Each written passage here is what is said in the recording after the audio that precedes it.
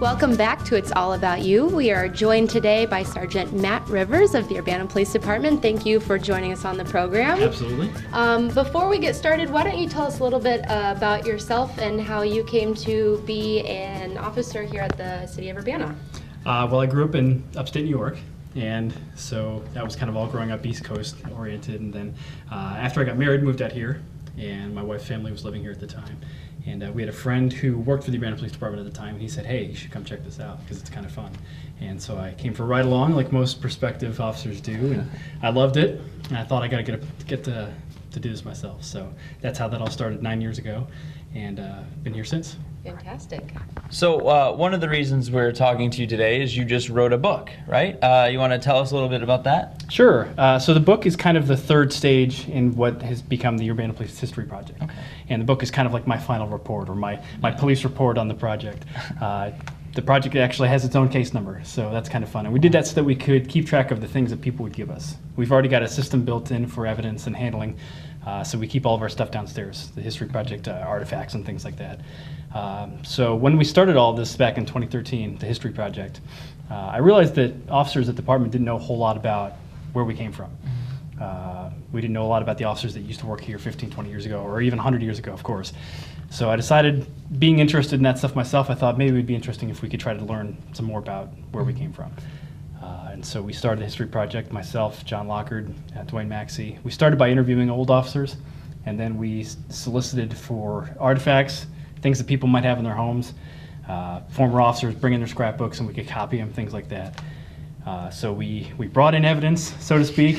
We did our witness interviews, and now we have something to show for it, both physically and then, of course, in the book. And the book is kind of like my final report on everything that I learned from 1855 all the way through 1976. So this was a pretty lengthy process for you guys then. Like how long did it take until like the moment you basically published, or the book became published? Well, I have to give credit to Jim Page, Deputy Chief Jim Page, who retired from here.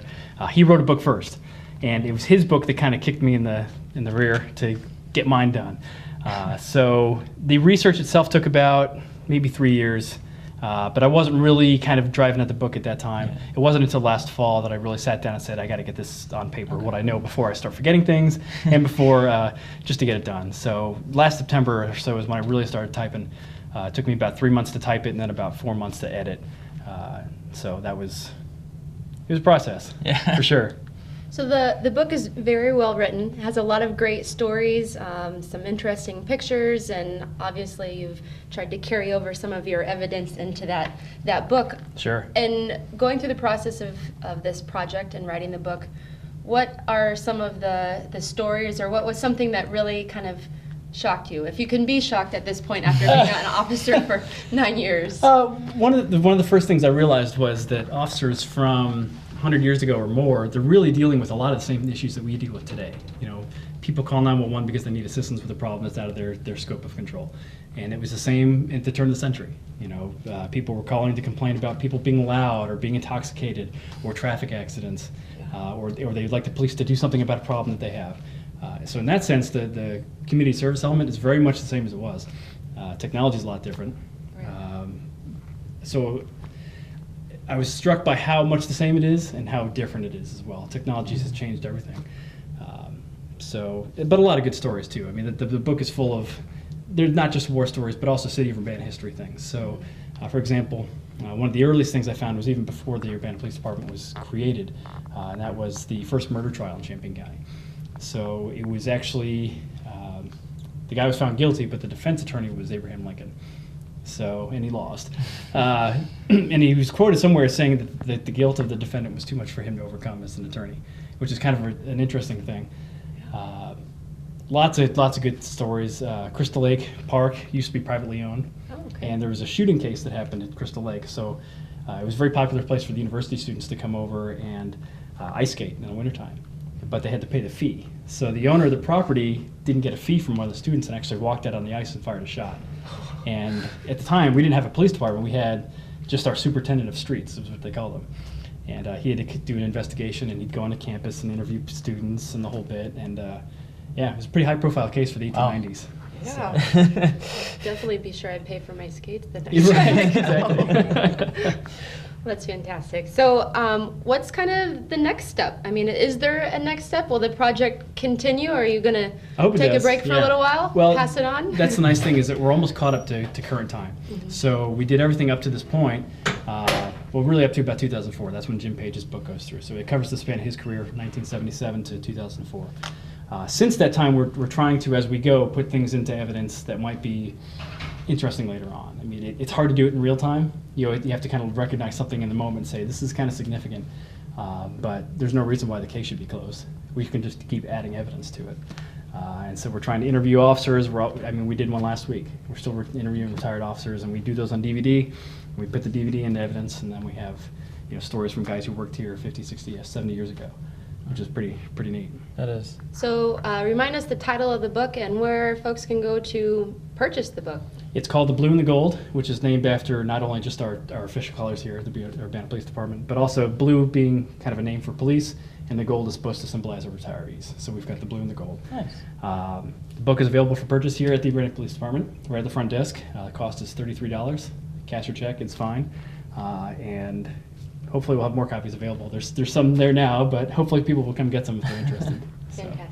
Well, thank you so much for capturing the history of the police department. Absolutely. And for your service to the city of Urbana. Thank you. Absolutely. Thank you.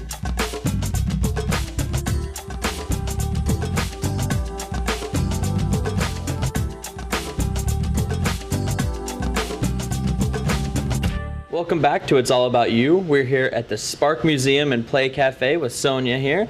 And would you like to give a little introduction of yourself, kind of what you do and everything? Sure. My name is Sonia Darter, and I'm Executive Director and one of the founders of Spark Museum and Play Café, which is in Lincoln Square. And my background really is in museums, both exhibit design as well as I've run children's museums before, I've worked in other museums, and I just have a real passion for this type of informal learning where families can come together and engage with each other, play, relax. It's a good respite for parents. And so our big idea was that we wanted to expose children and families to an environment where innovation is stressed. Dramatic play and innovation, because kids and family, that's how they learn and that's how they play together. And so that's our big idea here at Spark. Okay, very nice. So how long was this an idea of yours? Like, how long have you been wanting to do this before it kind of came to fruition? Well, I started thinking about this probably 5 years ago. Okay. And I started working with the most amazing team of museum professionals about 2 years ago. And so we took physical occupancy of this space about 5 months ago. Okay. So it's been fast and furious, Yeah. but here it is. And what made you decide on this space and to establish this great facility in Urbana? Well, we wanted it to be centrally located, and we wanted the space to be ADA compliant, really easy for families to access both on bike and bus, by foot, and with free and ample parking. And so we initially started looking at Lincoln Square because it has all of those, and it's a real community space. There's so many different groups that are in Lincoln Square, whether they're Chinese fan dancers or banjo player groups. We just felt like it was a really good fit. And the space was available. It had a cafe, it had a restaurant. It really kind of was perfect for what we wanted to do. And so you've been here a short amount of time for as much of a transition as I've seen just in coming here and chatting with you today. Maybe you can show us a couple of the different areas of this facility, maybe your favorite. I know you pointed one thing out to me earlier, and that also caught my attention, but why don't we take a quick tour? That sounds great.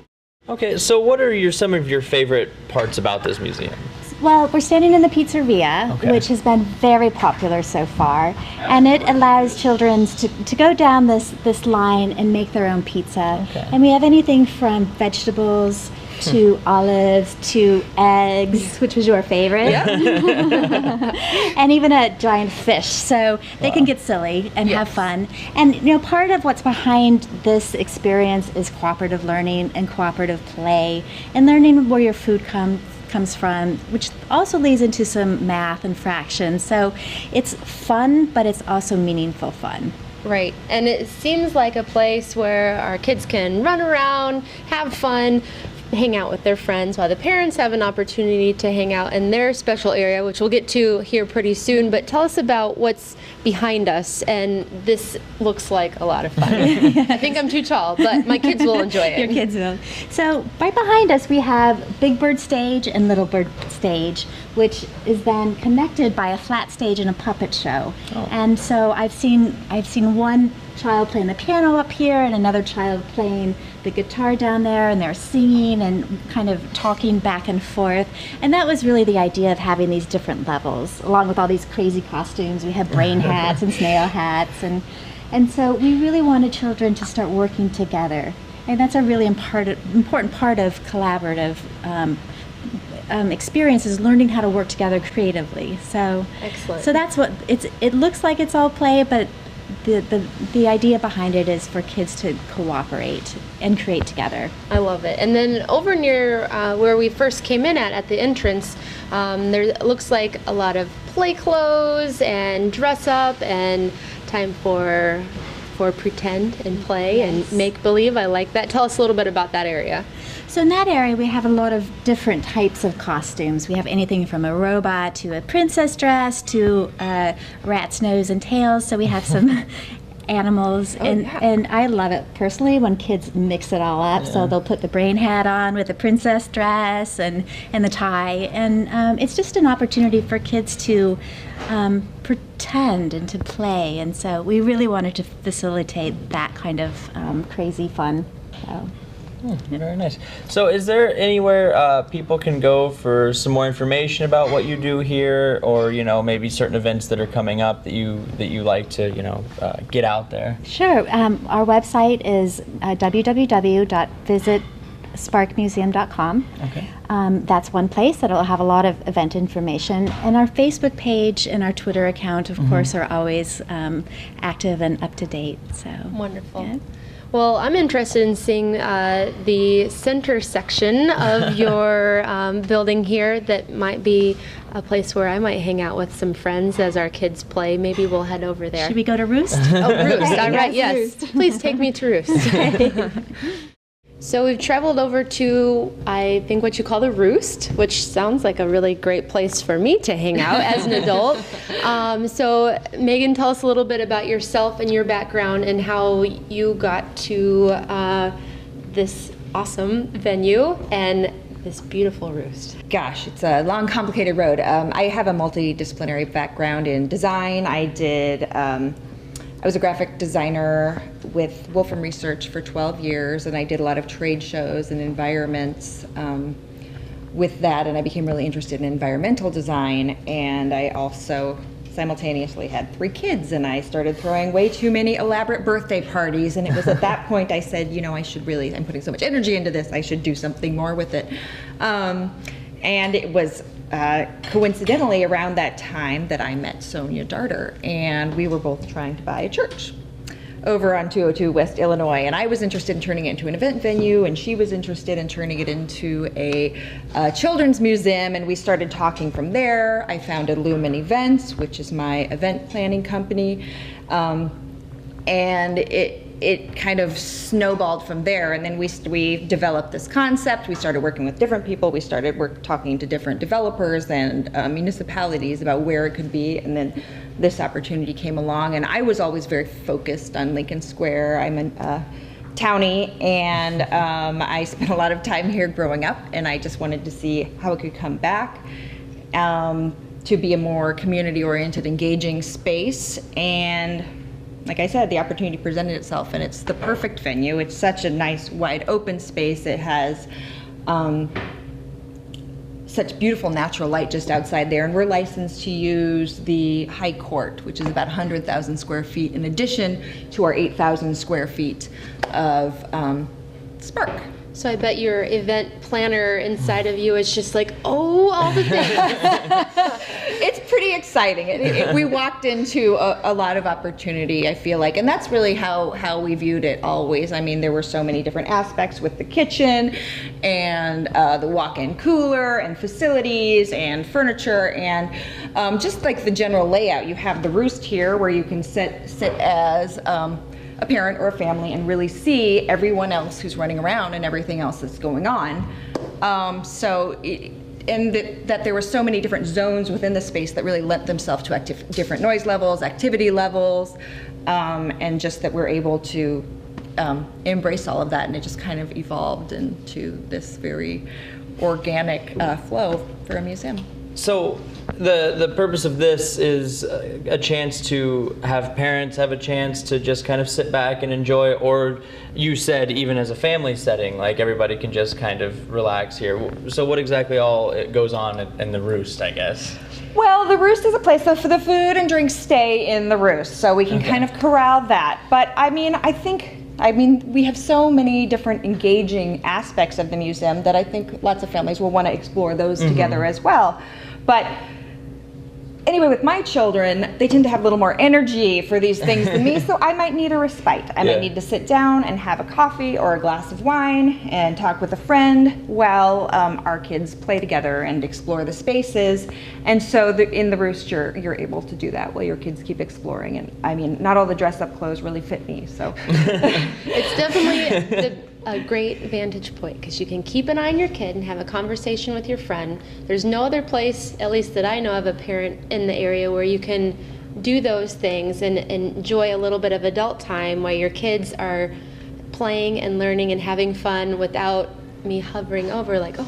Exactly, They're we're working it chasing out. them around and, Yes. Making sure they're safe and making sure that you know where they are. I mean, it's really difficult, and we were just really lucky that the architecture worked out that way. Yes. And that you have this central point where you're elevated And you mentioned food. Yes. Food is included, available here. Tell us a little bit about that. Yes, we are working with Piatto Cafe, our neighbors just down the way in Lincoln Square, who we've worked with a lot as a caterer.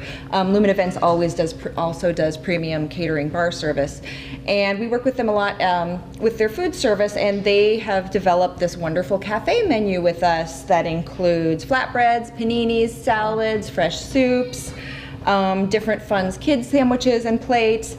And eventually we'll be doing special nights like taco nights where everybody can assemble their own. We'll also be doing make your own sundaes, so you can choose the toppings you want, put on what you want. Nobody can tell you what you should be eating.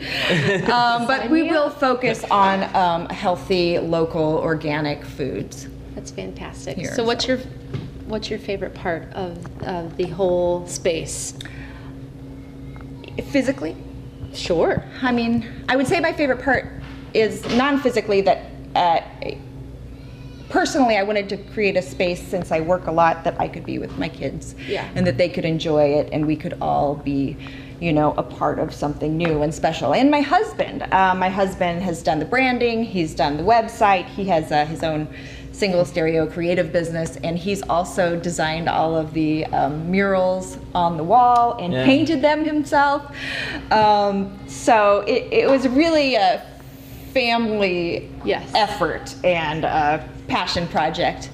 Physically, I love the bar. It used to be a brown ceiling all surrounded by red, and we really wanted the transition of a daytime sky into a nighttime sky. So creating the prisms and some of the mirrored stars and cloud lights.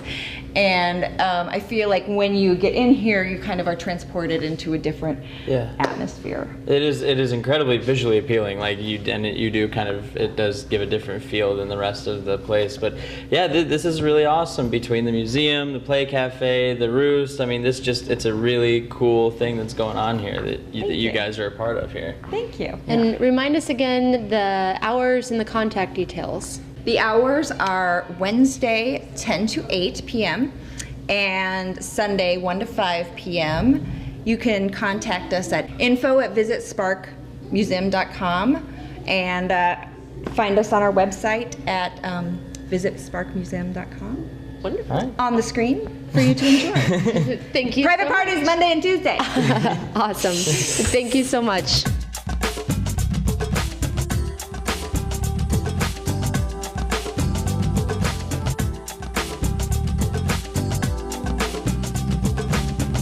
Welcome back to It's All About You, and we're here with new council member Jared. How are you today? I'm doing really well. Would you like to kind of give a little background on who you are and kind of how you got involved in council? So my name's Jared Miller. I've been on council since May. This is my technically second public office. I was elected as a precinct committeeman prior in the general election. So I've been elected once before, believe it or not, but not for something nearly as significant or interesting as getting to be on city council. So this is a new thing. My wife and I have lived here for 6 years, and I came here to finish my degree at U of I, and we fell in love with the town and never left. Oh, very nice.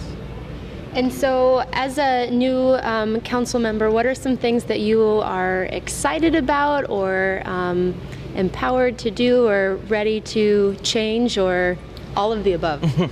Well, it's really cool to get to be on the council at such a young age. It's awesome that I got to run unopposed, so that was really nice. And recently I was at a meeting for the folks who represent a large voting population in my ward, the SUNA group, and thanked all of them for checking the box for me, even though a lot of them might not have known who I was.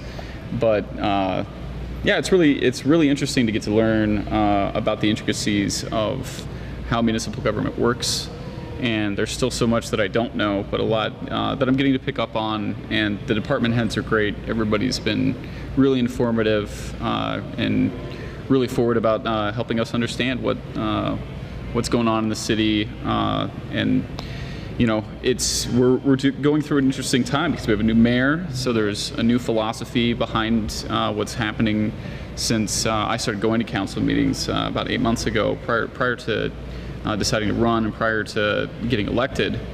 And it's interesting to see Mayor Marlin's approach, and I think she's taken the city in the right direction, and we're all really excited to be working on this with her.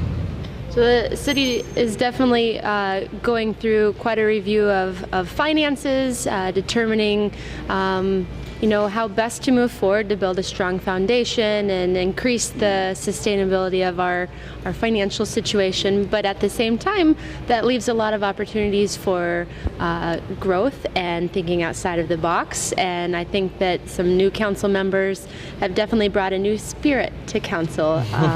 What are a couple of things that you are looking forward to over your first year being on council?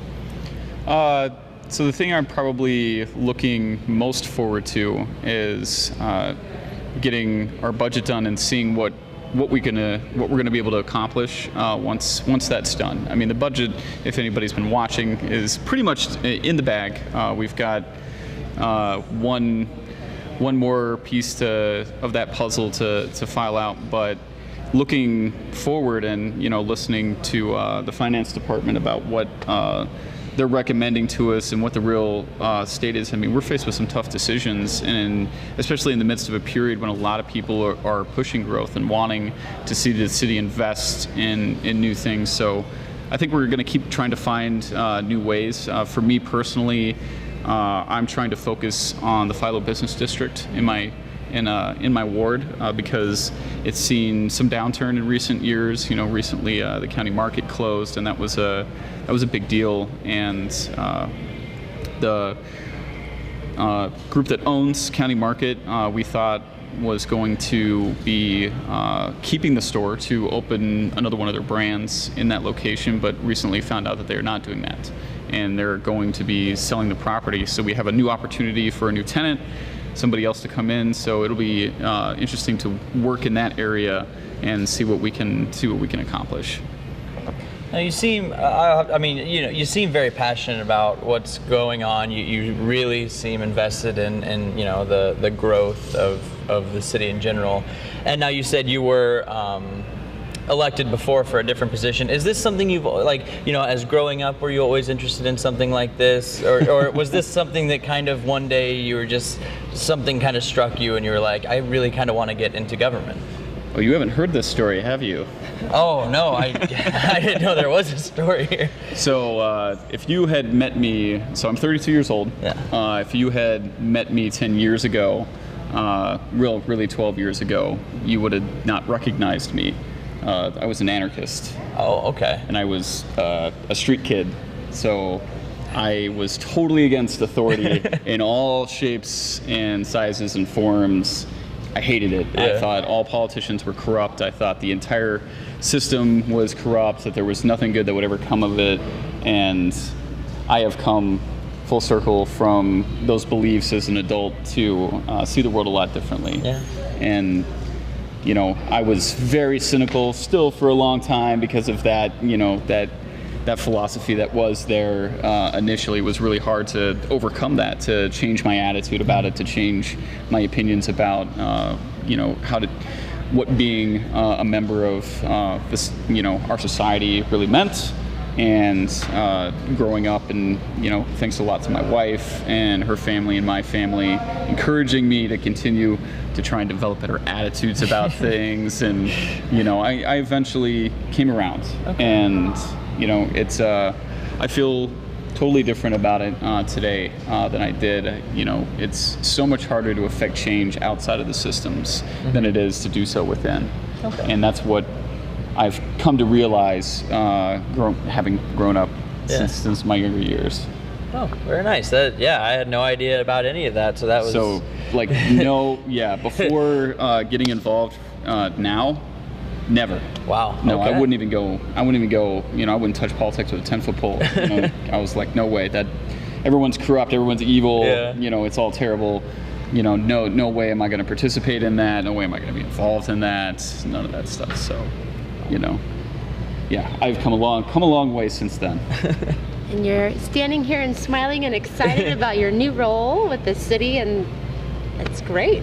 Yeah, no, it's extraordinarily exciting. I always tell people, I guess I'm just a nerd for municipal government, because I think that it's really interesting to, like, find out how public works does, you know, passes their paperwork on from these people to these people, and who gets approved for what projects. And, you know, I think that stuff's really interesting because, you know, it really does affect people's everyday lives. Yeah. You know, how we allow our government to function and how we use taxpayer money to better the city. I mean, I think a lot of people have a mistaken impression that government just is, like, I don't know, just in this a whole other world. But we're, like, you know, we're right there in that building, you know, working and trying to do the best things we can, you know, based on, you know, the philosophies the government established for this country. So, you know, I think it's really exciting to get to be a part of it. You know, I'm energized every time I get to sit behind that desk. Wow. Yeah, that's great. And speaking of being right there and being accessible, if viewers want to get a hold of you, have questions for you, are in your ward, and want a moment of your time, how can they get a hold of you? Or what's the best method to get in touch with you? So email's the best way. So my email is jtmiller@urbanaillinois.us. Pretty easy. You can find it on the city website if you don't remember that, folks. That's the best way to get a hold of me. I live at 2308 South Vine Street. It's a great house with purple shutters. It's the only front, and I always tell people in my ward that if my garage door is open, I'm probably home, and, you know, come on, knock on my door and come say hi. Fantastic. All right, well, thank you so much. All of us at the city are excited to work with you and the new council and new mayor as we Natalie. move forward. And thank you for your service, and keep us posted on things going on. We'd love to check back in with you, especially if you have some exciting news or things you want to share with us. Absolutely. All right, Thank you very much. No problem.